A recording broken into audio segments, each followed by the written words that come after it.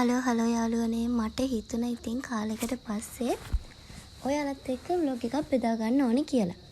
ඔයාලා බලන්න ඇති මේ කැලයක් අස්සේ රිංගගෙන මොකද කියලා. අපි ගියේ මේ උණබට කපන්න. බේනවනේ මේ ඇච්චිත් අපිත් එක්ක ගියා උණබට කපන්න. අපේ මල්ලි තමයි ඉතින් වෙසක් කූඩු හදන වැඩේ කරන්නේ. අපිට තියෙන්නේ අලවල කියලා දෙන්න තමයි. අපි ওই විදියට උණබට දෙකක් කපාගෙන ඇවිල්ලා වෙසක් කූඩු ටිකක් හැදුවා. අපි හැදුවේ නෙළුම් මල් 3ක් හැදුවා. ආය යටපට්ටම් 3ක් වගේ හැදුවා. මේ නම් ඉතින් කලින් දවසේ රෑ අපි ටිකක් ඇලෙව්වා. ඊට පස්සේ දවසෙත් ඉතින් උදේ නැගිට වෙලාවෙ ඉඳන් කරන්න උනේ වෙසක් කූඩු අලවන එක තමයි. මම නම් හැදුවේ ඔනෝයි පේන කොළපාට කූඩුව. ඒක මම තනියම ඇලෙව්වා. අනිත් කට්ටිය වෙසක් කූඩු ඔක්කොම අරවල ඉවරනකම් මම කොළපාට කූඩුව විතරයි ඇලෙව්වේ. අපි ඉතින් ඉක්මනට ඇලෙව්වේ ඇවිදින්න යන්නත් ඕනනේ. ඊට පස්සේ අම්මගේ අතින් හදපු රස කිරිපත් කෑල්ලකුත් කාලා මෙන්න මේ විදිහට වෙසක් කූඩු වල වැඩ ඉවර කරා. මේ තියෙන මං හදපු කූඩුව ලස්සනයිද? දැන් එන්න අපිත් එක්ක යන් දන්සල් කන්නයි පන්සල් වඳින්නයි. ඔන්න ඔහම හිතාගෙන ඉතින් නිවසින් පිටත් වෙනකොට දවල් එකත් පහුවෙලා. අපි ඉතින් යන්න කියලා විශේෂ තැනක් ප්ලෑන් කරන් ගියේ නෑ.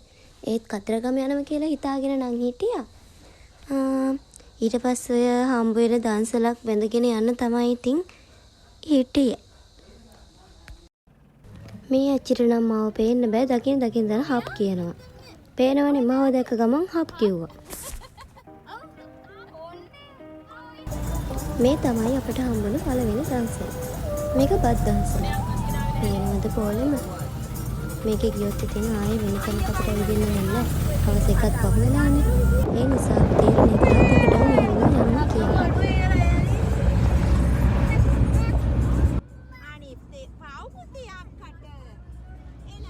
මේ ටයිම් එකේ නම් දන්සල් අඩුයි. අපිට බත් දන්සල් දෙකක් හම්බුණා එච්චරයි. ඊට පස්සේ දන්සලක් සෙට් උනේම නැහැ. බත් දන්සල් වලට නම් ගියේ නැහැ. ඔන්න ඉතින් අපි කාපු පළවෙනි දන්සල තමයි මේ අයිස්ක්‍රීම් දන්සල.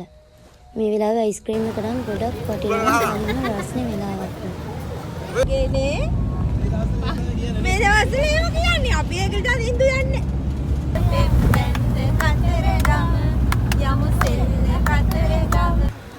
යමු සෙල්ල කතරගම කිව්වට මේ සෙල්ල කතරගම නෙමෙයි. අපි ආවේ මේ කිරින්දට. බලන්නකෝ ගොඩක් සෙනග හිටිය වාහන ගොඩක් තියෙන පේනවනේ. වාහනෙත් හරි අමාරුවෙන් පාක් කරලා අපි ගියා කිරින්ද පැත්තට.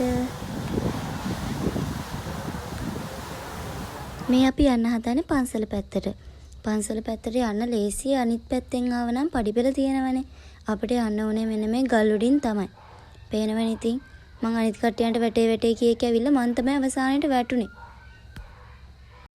කිරින්ද පන්සල් කියන්නේ මං කොච්චර ගියත් මට නම් එපා වෙන්නේ නැති තැන. මං හරිය ආසයි කිරින්ද යන්න. බලන්නකෝ ඉතින් අච්චර හොඳට පඩිපෙළක් තියාගෙන අපේ කට්ටිය එන අමාරුවෙන් මේ ගල් උඩින් නැගලා එන හැටි.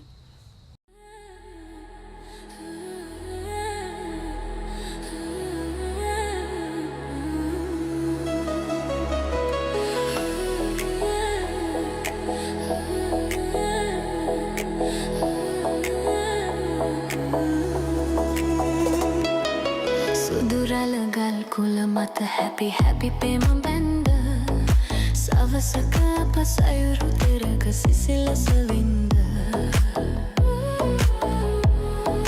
මතකය සිහිනෙක යලි කිසි දිනෙක නොවින්ද ජීවිතයට මට අමතක නොවේ කිරින්ද නොවේ කිරින්ද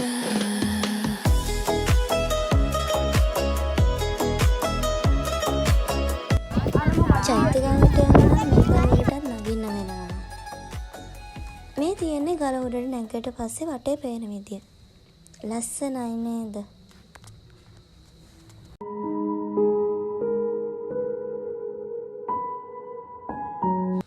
එදා නම් පොයේ නිසා වෙනති ගොඩාක් හරියට සෙනග හිටියා. මේ උඩට නම් පේන්නේ නැහැ ඔයාලට. කැමරකට එච්චර පේනුන්නේ නැහැ. ඉන්නකෝ මම පහළට ගියාම ඔයාලට පෙන්වන්නම්කෝ හිටපු සෙනග. එන්නකෝ මාත් එක්ක. අපි ඉතින් මේ දේවාල ටිකත් බැඳගෙනම පහළට යන්නේ නේද?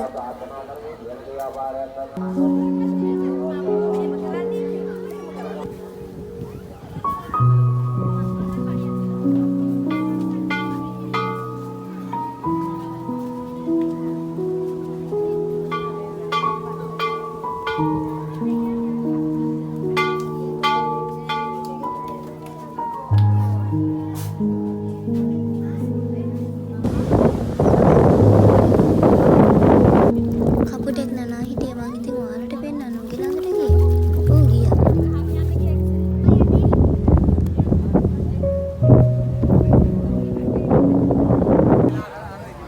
දැන් බලා ගන්නකො සෙනග. පේනවනේ. ඔලු ටික විතරයි ඉතින් පේන්නේ. ඉන්දියාව නෙමෙයි මේ ලංකාව හරිද? කිරින්දටම ගිහලා වතුර චුට්ටක් පා ගන්න තියෙනවා බෑනේ. ඉතින් අපි ඕන්නම. අපි දැන් මේ ඉන්නේ තිස්ස පන්සල ගාව. අපි තිස්ස පන්සලට නම් ගියේ නෑ. අපි එතනින් කතරගමට යන්න තමයි ආවේ. මේ ටිකෙත් හරියට වාහන තිබුණා. මට හිතෙන්නේ පන්සලට එන වාහන තමයි මේ ටිකේ ට්‍රැෆික් එක තිබුණේ. අපිටත් ඉතින් හිමින් සැරේ තමයි වැව් කණ්ඩියට යනකම් යන්න ඕනේ. බලන්නකො ඉස්සරහ තියෙන වාහන ටික ඔයාලම.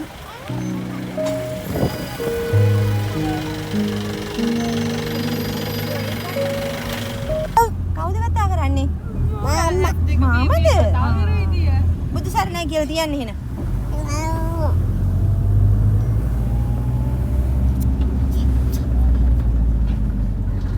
මෙයාගේ කෝලන් ටික බල බල යද්දි ඉතින් අපිටත් ගානක් නෑ. මේ තමයි අපේ දෙවෙනි දවසල. මේකේ තිබුණ බෙරි මල්, පොල්පලා, ඉරමුස Tamanට කැමති දේක් බොන්න පුළුවන්. ඔයාලා හිතන්නේ මම මොනවද බිව්වේ කියලාද? මං තුනෙන්ම බිව්වානේ තුනෙන්ම. ඔන්න අපි දැන් ඉන්නේ කතරගම. කතරගම එන තමයි ඉතින් ගෙදර ඉඳන් එද්දිම උවමනාව තිබුණේ. බලමුකෝ කතරගමට ගිහිල්ලා කොහොමද තත්ත්වය කියලා නේද?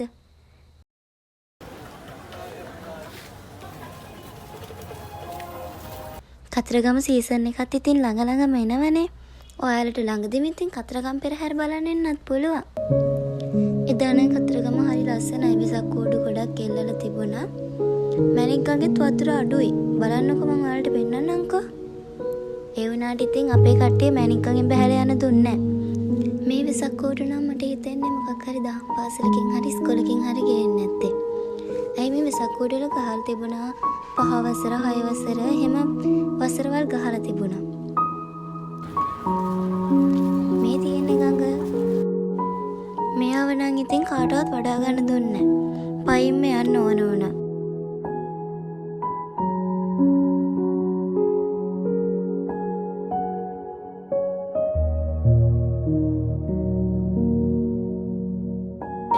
අපි මහදේවාලය ඇතුළට ගියේ නෑ. පිටින් වැඳලා හැමම කිරිවෙහෙර පැත්තට තමයි මේ යන්නේ. බලන්නකෝ කිරින්ද වගේ තමයි මෙහෙත් හරියට සෙනග හිටියා.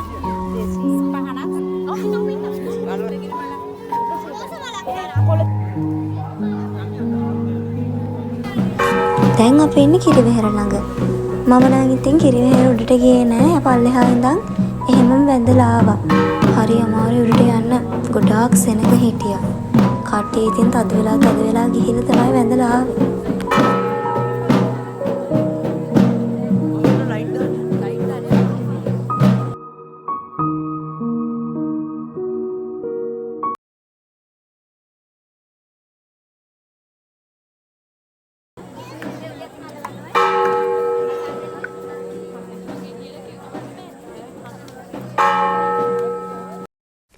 පොය දවසේ මෙහෙම සෙනග හිටියා නම් පෙරහැර දවස් වෙනකොට කොහොම වේද කියලා හිතා ගන්න පුළුවන් නේ. අපි ඉතින් කිරිවෙහෙරත් වැඳලා ගෙදර යන්න හිතාගෙන ආවට පස්සේ මෙතනින් පාර වහලා හයි පූජාවට වහනවනේ. ඉතින් ඊට පස්සේ මොකද්ද කරේ? ආපහු බෝධිය වටේ රවුමෙන් ගියා.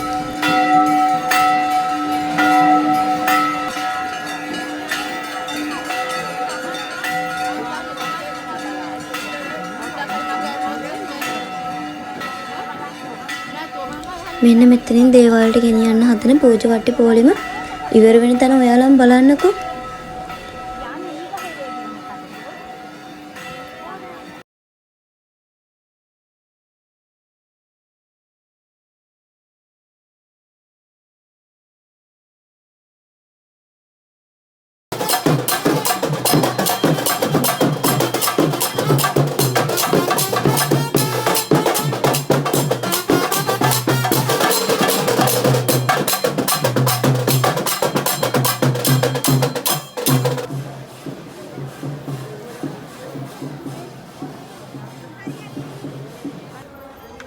අපේ ඇති වෙසක් කූඩුවල ලයිට් දාලා තිබුණා.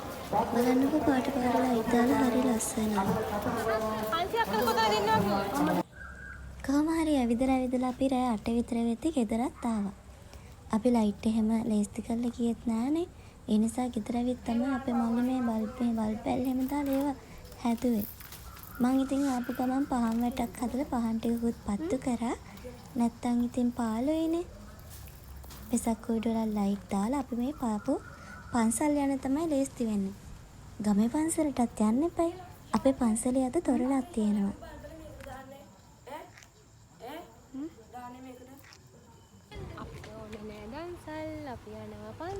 මේ ඉතින් දවසක් දෙකක් වඳින්න ඕන දුකට කියන කතානේ. ඔය ඇතින් පේන්නේ අපේ පන්සල. වැවත් එක්ක තියෙන පන්සල මම ඔයාලට කලින් වීඩියෝ වලත් පෙන්නලා තියෙනවනේ. ඔය ඉතින් මේ වැව පැත්තට වෙන ලස්සනට තොරණ ගහලා තියෙනවනේ. තොරණ ලයිට් දාලා තිබුණේ අපි යද්දී අපිත් කියලා පැය භාගයකට විතර පස්සේ තමයි ලයිට් දැම්මේ. බොදු පොජාවක් කියලා තමයි ඉතින් තොරණ ඉස්ත කරේ.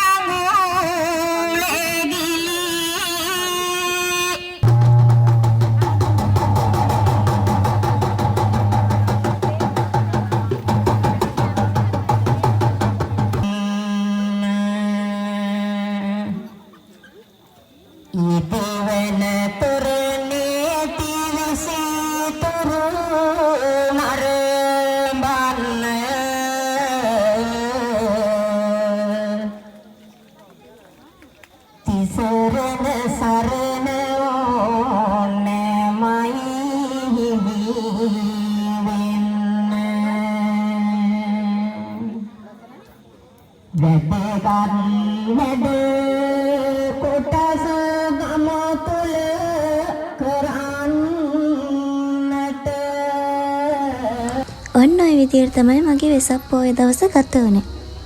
ඉතින් අලුත් වීඩියෝ එකකින් හම්බ වෙනකම් ඔයාලා හැමෝම සතුටින් පරිස්සමින් ඉන්න. බයි බයි.